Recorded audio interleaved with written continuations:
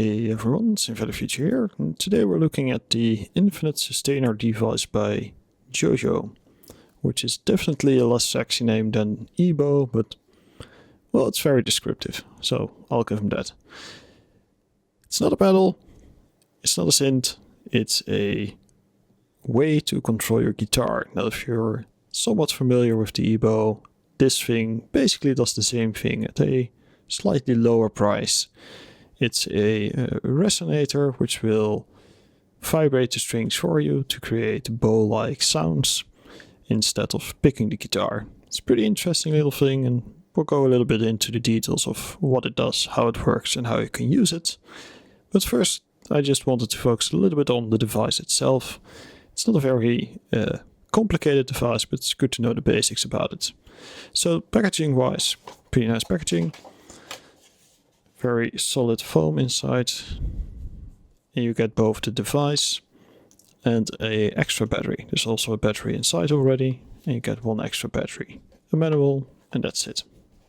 It's not a whole lot, but it's all you need. So let's put the box aside. Let's take a look at the device itself. The construction is pretty basic.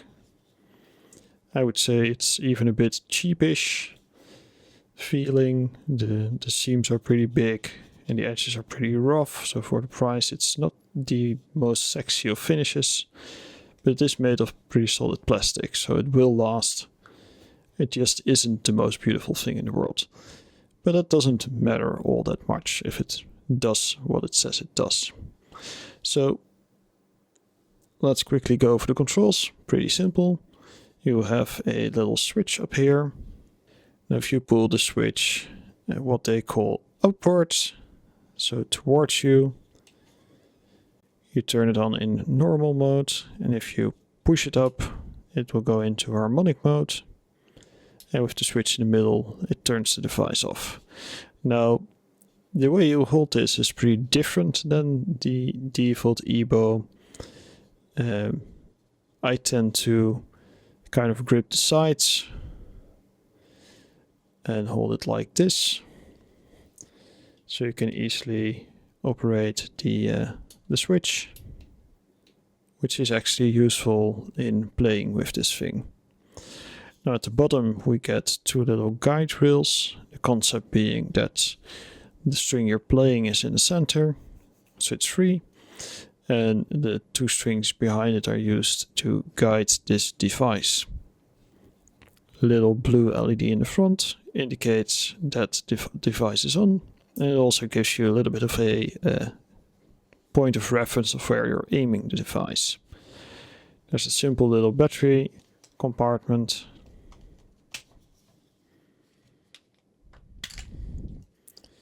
which is a bit tricky to open, but there's your block battery, and that's basically it. So that's all the controls. Let's quickly take a look at how this thing works, and then we'll go over a few playing tips and some sound demos. Alright, so let's get to sustaining. What I have right here is my LTD ESP. Very basic guitar. Not going to make it more complicated than needed. Currently no effects on it.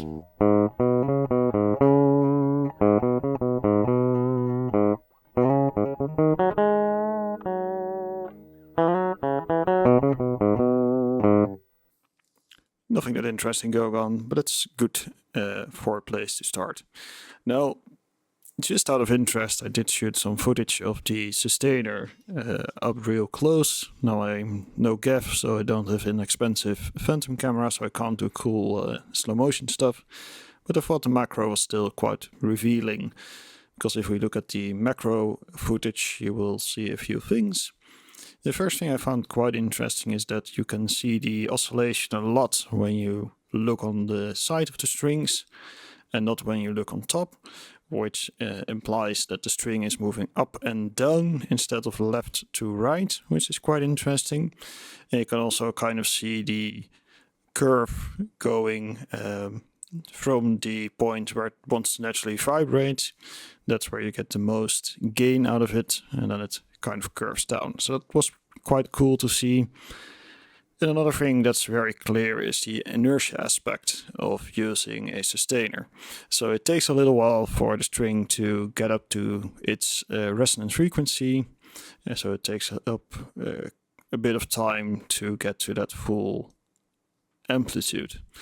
And this, of course, creates that bow-like swelling of the sound, and that's influenced by where on the string you have the sustainer placed. So there are a few playing things that you need to keep in mind when messing with these things. And there's also the interesting thing of there being some dependence between the place of your pickups and where the sustainer is. Now, to not make things more complicated than needed, we're just going to focus on one string first. And we'll go through some examples with the standard mode, so that's the switch in the up position. You actually couldn't see that. Up position. There you go.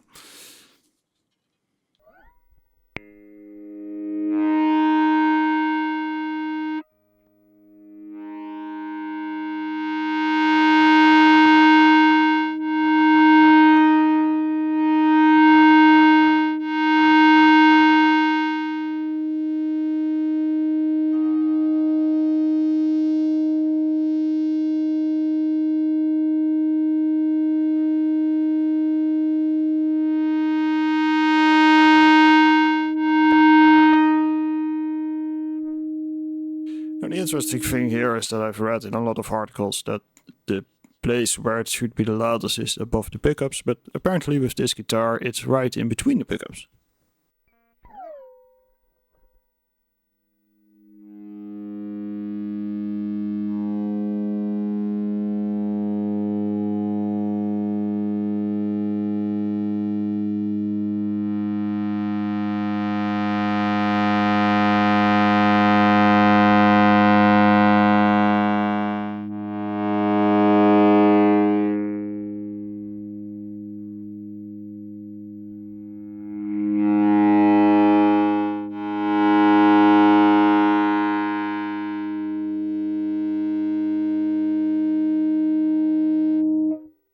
That just goes to show that you probably need to mess around with it a little bit to find the sweet spots on your specific guitar and scale and tuning, etc, etc.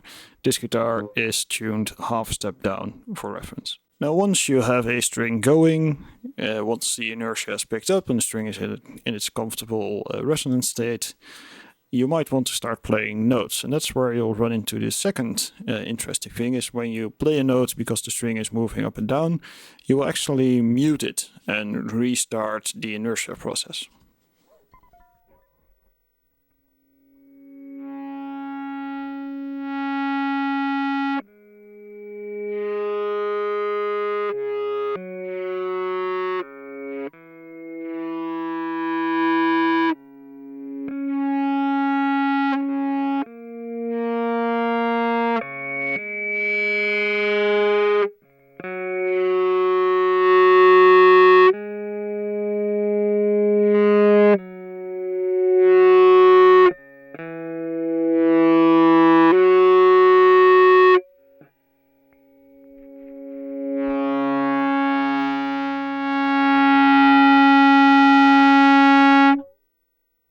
Now, in several videos I've seen the thing they say to do is to use something like delay to kind of fill up the gap or reverb, and that works very well.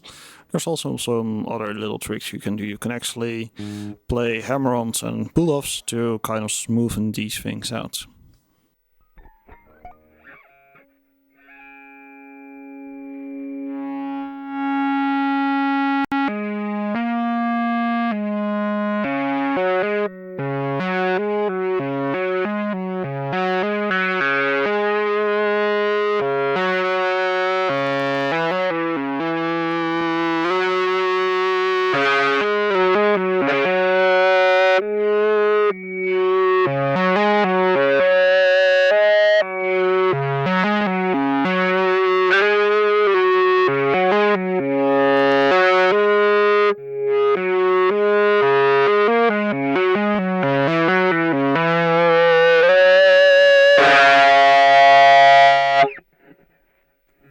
need to be a little bit careful with playing too aggressively, because it's quite easy to slam into the sustainer.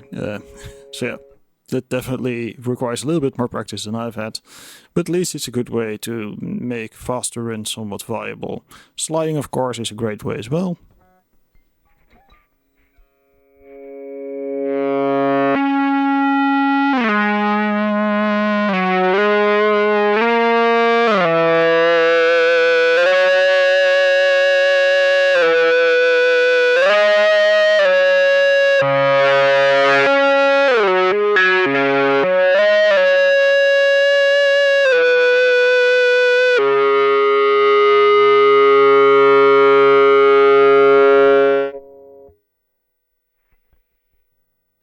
There's also tricks for skipping strings, but I'm just going to link a video from someone that's actually good at it, instead of me trying to do this and horribly failing.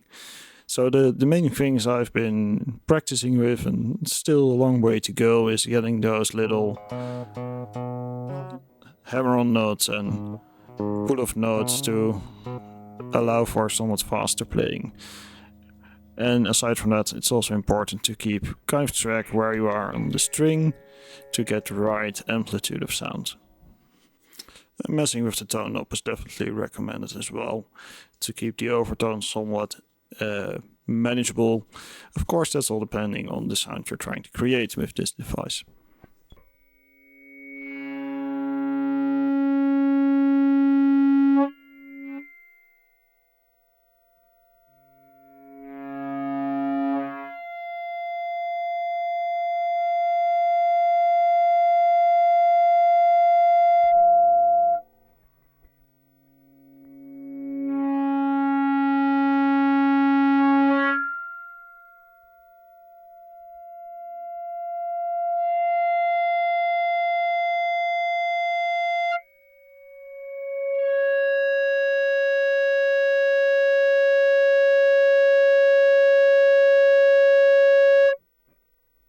Another little fun trick is that you can actually keep harmonics going for basically indefinitely, even when you let go of the string.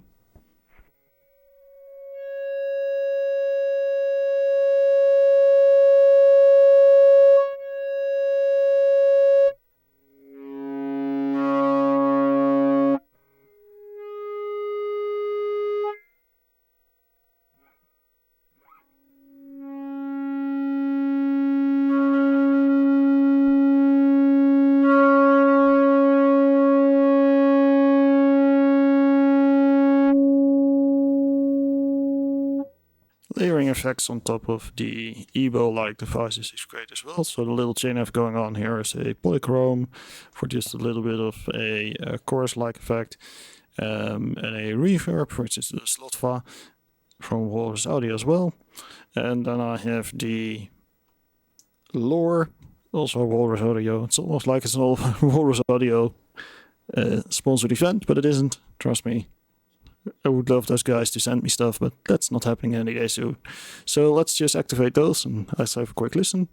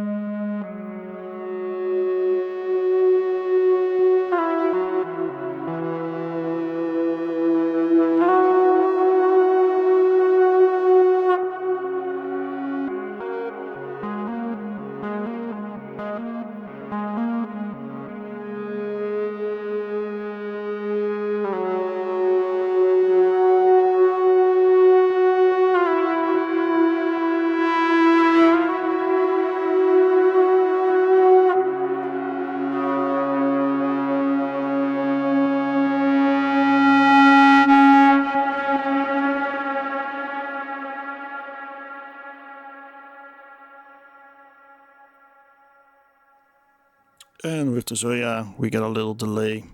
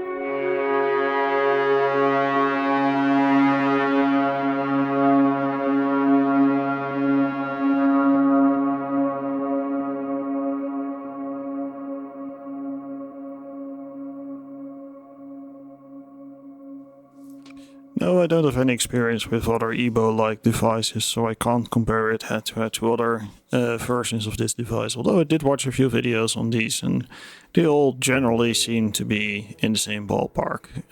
The Sustainer and the Ebow seem to be about equally strong in magnetic fields, so they are equally playable as well. So that's not really a main concern when buying one of those, I think. For economics, I quite like the fact that you can hold it on the sides with the knob. For me, at least, I've fairly big hands, still very manageable. Obviously, with long fingers, you probably want to have them a little bit longer, but it is what it is. It's still very manageable to just switch between these positions. The click is reassuring enough to where you can definitely feel in which position you are. So it's very easy to switch between the on state and the off state without being too afraid, if you're not looking at it, that it's in the wrong state. So that's very good. Build quality, like I said, fairly plasticky, not the best edges. It doesn't feel like the most durable thing in the world.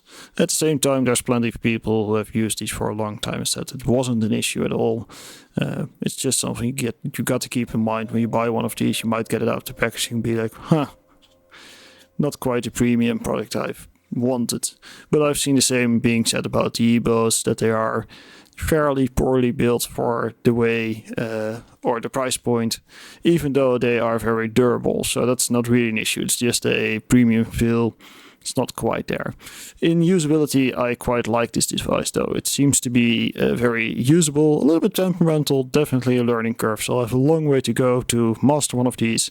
But it has been a very fun experience. And if you're in a run for one of these devices, I would say you can just go for it. Either this or the Ebow, depending on your budget. If your budget is a little bit tight, I wouldn't feel bad saying just buy one of these. Save yourself some dollars, put it towards some fun effects, and you can have a whole lot of fun with this thing. So that's it for my video on the Joyo Infinite Sustainer. Well, it's infinite as long as your battery lasts, which should still be a very long time. If there are any questions, leave them down below.